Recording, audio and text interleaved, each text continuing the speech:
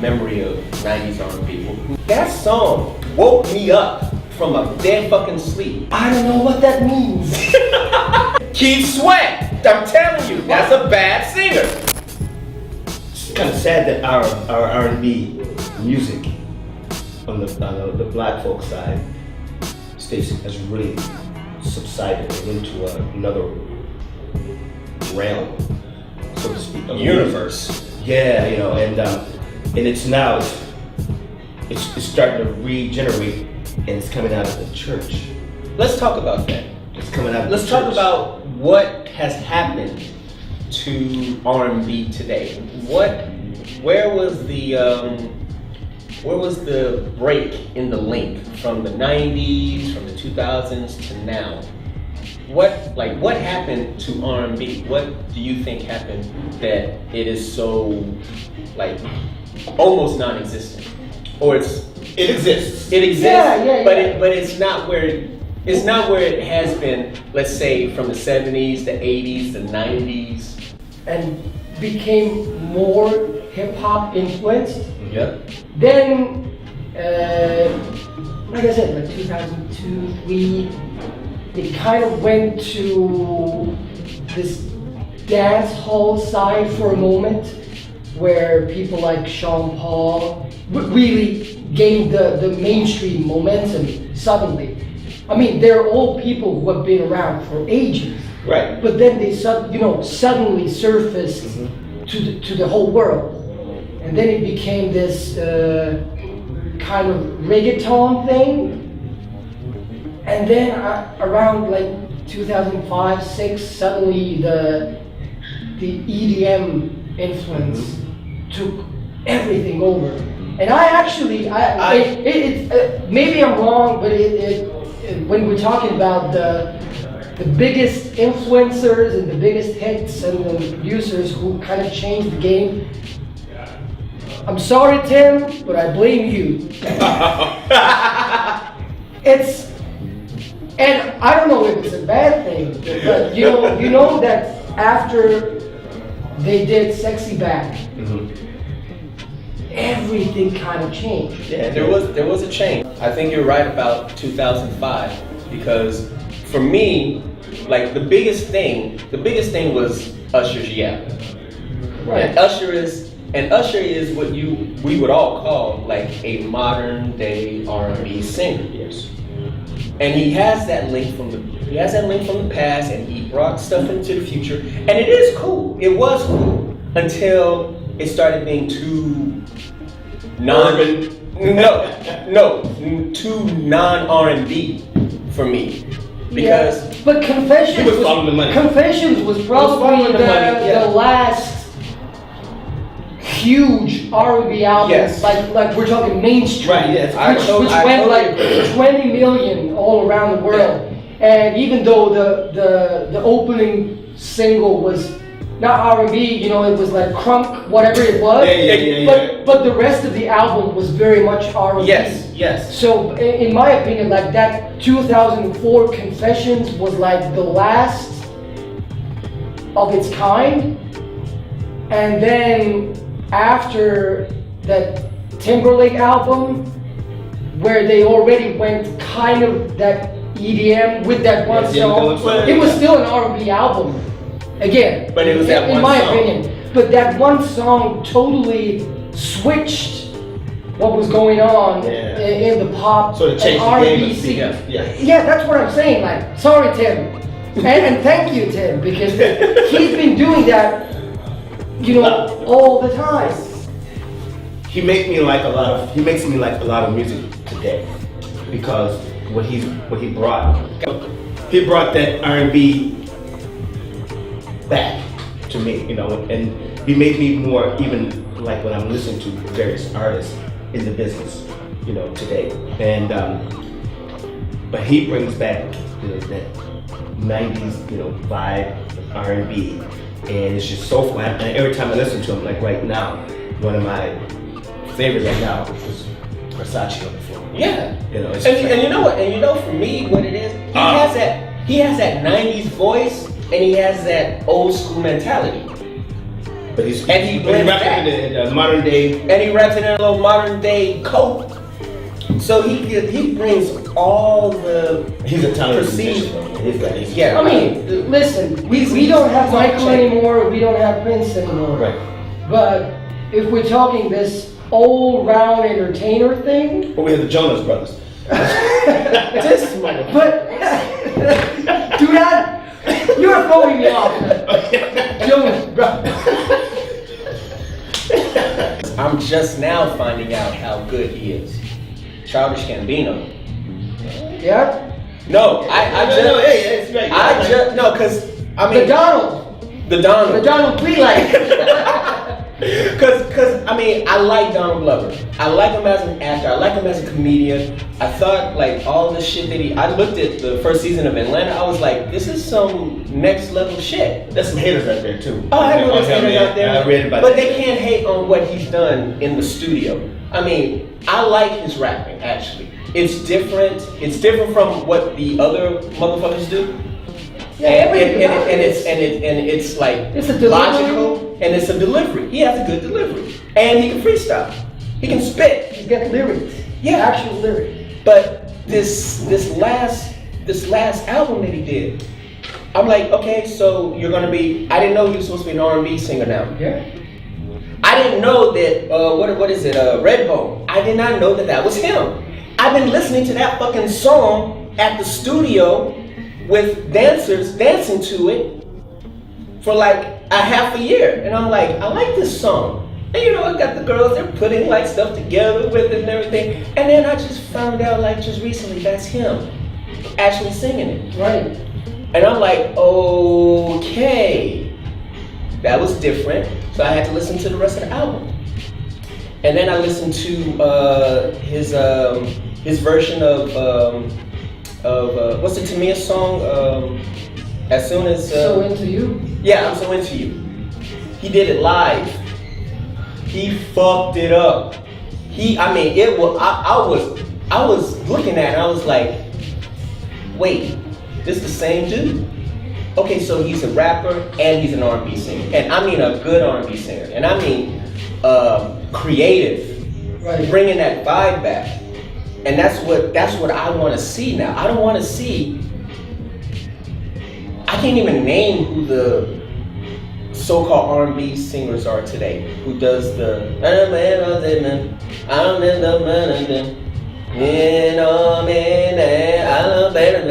what? They used the R&B artists to help their songs. That's why you always have these good collaborations, because they put on good R&B artists to put on there with them. Like, one example, Tupac and John B. Mm-hmm. That's like a perfect marriage of a good R&B artist and a good rap artist. They stay in their lane, and you could promote both of them as an R&B song and as a rap song. That's a good point you made about John B. We were talking Shy and all those cats earlier. Back then, John B.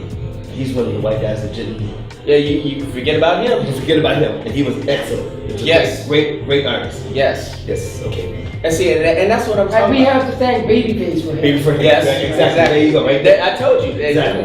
Him and Teddy Exactly. Riley, those were producers. You had, let's put it this way, when you had Mariah Carey and Whitney Houston going at it, they were just one-upping each other all the time. Right. Add in Janet, add in Madonna. That was good competition amongst the great ones, because they needed to be in that top spot.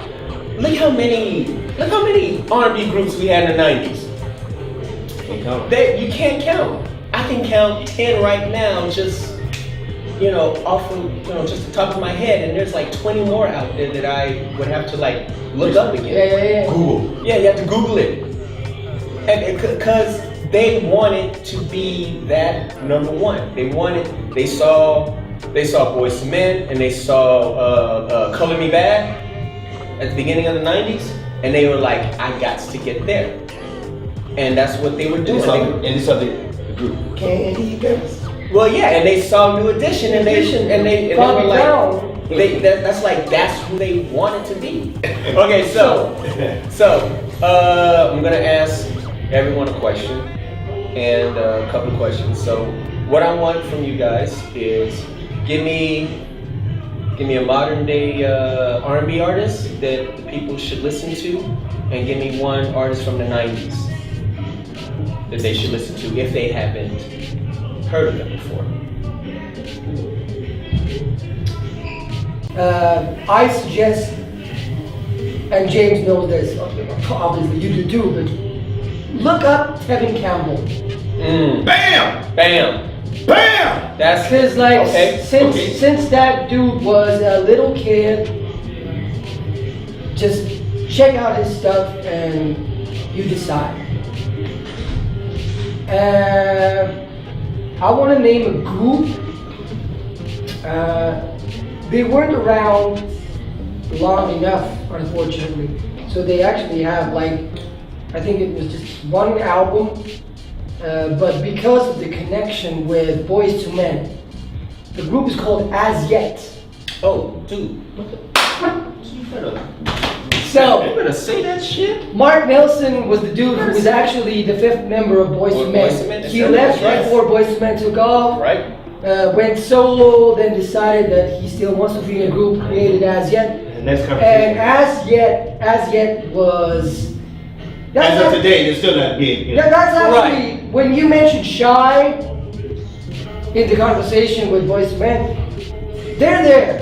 And you're right. They were. And the thing is, we forget about it because there was so much competition there with R&B groups, but I love them. Yeah, it was good. I love them. Hell, Mark is a great producer. Yeah. Yeah, He is. Another one of those guys, like the guy from NSYNC. We talked about, you turned me on to this guy's. JC. Yes. JC Chazé. Oh, you know, this is producers like that. Mark Nelson was elite in that category. Is that we don't even know what how to R&B is. categorize artists. Is it hip hop or is it R&B or is it something in between? I don't know. But what I have recently listened to, I found some interesting cats. One is called Mac Wild. Okay. He's actually also an actor. So check out him. Talented dude. And then especially if we're talking like R&B and kind of a throwback sound, in my opinion. And I mentioned this young dude named Khalid. I think he's like 19 or 20. Very interesting. Somebody like in the 90s that I don't think people know of. And I love this woman's voice. She's talented and you wonder what did she do to not get this higher echelon of music style. Shantae Moore is the epitome of a great vocalist, man, and just a beautiful person, man. And I think she did this Wives of the LA Wives or something. She was in this, you know, this Some reality stuff. I don't even yeah, I think she was on this one, but this woman here is. I listen to her stuff. I go back and it's like, how come she didn't get big? I don't know what it was. Maybe she was battling another artist that's in the same style. Yeah. Gonna elevate her.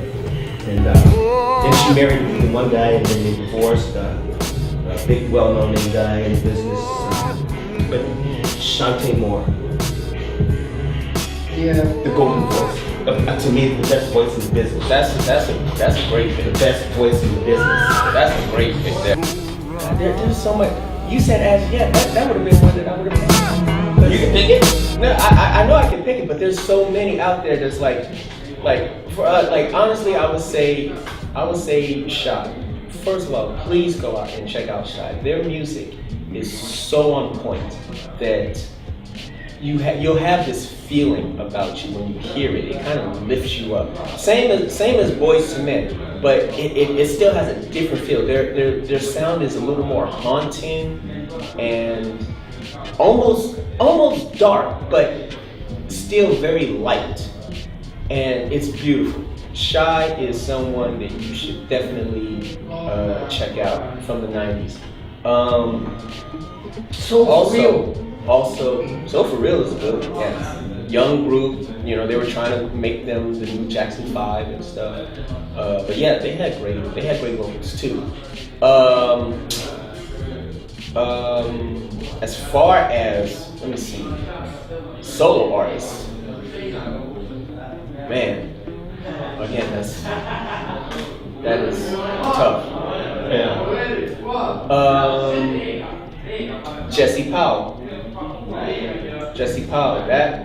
that son of a gun knows how to sing, and you know, he only had one big song, but that song was so huge in R&B. He was amazing, absolutely amazing. So yeah, Jesse Powell, that's one you should check out. Shy, and yeah, I'll go along. What about that Anderson .Paak? Yeah, I consider him R&B, and yeah, as far as modern is concerned, that's probably one of the ones that yeah. And then also John B. Definitely check out John B.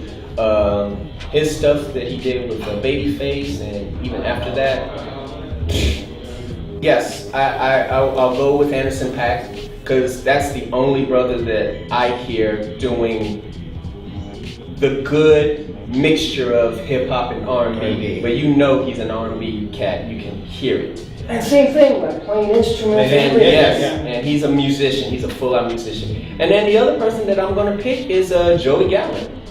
I don't know why he can't be as big as he is, you know, as he could be. He's obviously got the pipes. He's got the looks. You know, he did a great farewell to Obama rendition. Obama curse. It's the Obama curse. You ain't gonna be a star, man. You're not gonna be a star. You ain't gonna be no damn star. But no, he is a great artist. I mean, he has very clear vocals. Something in the line of the 90s R&B was it was vulnerable. Mm-hmm. There was the songs had the message in which, like, for example, male singers and male groups, they were not ashamed to be, like, you know, longing for a lady, or you know, it's not that, you know, they had more message per se than, you know, songs nowadays, but people were not ashamed to be romantic, affectionate, in love, and it was vulnerability. And heartbreak. Yeah. So I would probably finish with that thought. I like the. Yeah.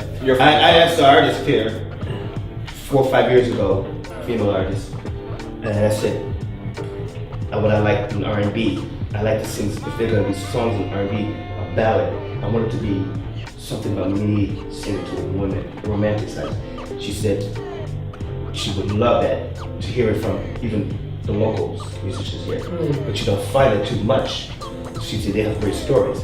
But that's why I like to have, you know, I like to be more romantic, and I like to hear more of that in R&B, sing to the ladies, sweep them off their feet. But now you don't have that in this day and age. You know, they just go straight to the point. I want to flip you upside down and ram you, you know. You know, I'm lost in that. I'm lost right there. Dude. And you know what I'm talking about. Yes, You've heard it. You heard it. And it's there used to be like steps you take, but now it's I'm going straight.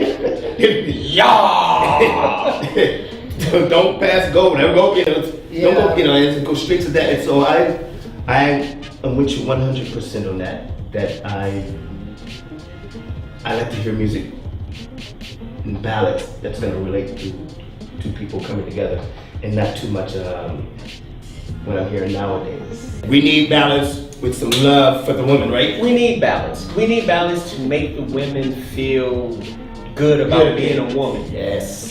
And the same thing for women. Same thing. Women, you know, female artists, they need to kind of be a little more like that. The reason why the 90s were so good, it wasn't because of just a competition. It wasn't just because of outstanding vocals. It's what you just said. It got to the point where people were vulnerable. It got to the point where in the 70s and 80s, R&B was clever. It was clever. You know, you had to find the hidden message in the lyrics. Late 80s, early 90s, it got more vulnerable.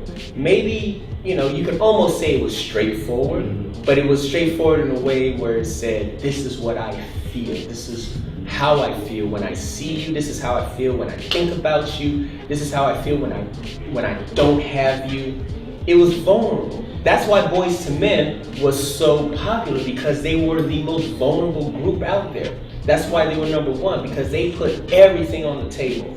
And they did it in a way where it sounded good, it looked good, and it felt good. Today, there's no vulnerability. It's vulgar, it's straightforward, it's to the point, and it has lost all sense of R&B.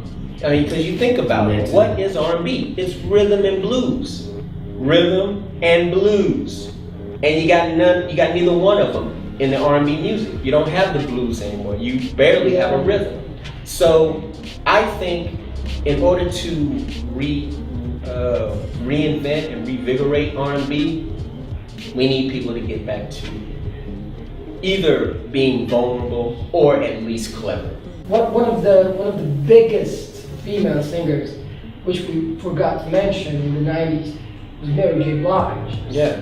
So, I mean, she's still rocking it, she's still doing it, but like for a reason she was called the queen of hip hop soul, because it was like raw, it was real, and vulnerable. And emotional. And emotional, yes. And at the same time, her message was kind of positive. She was uplifting females and males. I'll tell you right now what killed the vulnerability in R&B. Pretty Ricky. Pretty Ricky. Oh, dude. That's it. That's it. So, and cut. Thank you for watching. Thank you for coming to Mixed Nuts, Mixed G's. We'll see you next week. Oh my God, is it? I said it, goddammit. Pretty motherfucking Ricky. Mary J, though, man. She told her when the white people got a hold of her, and they did. Someone please call 911. Oh God. I'm like this to her. It's okay. It's okay.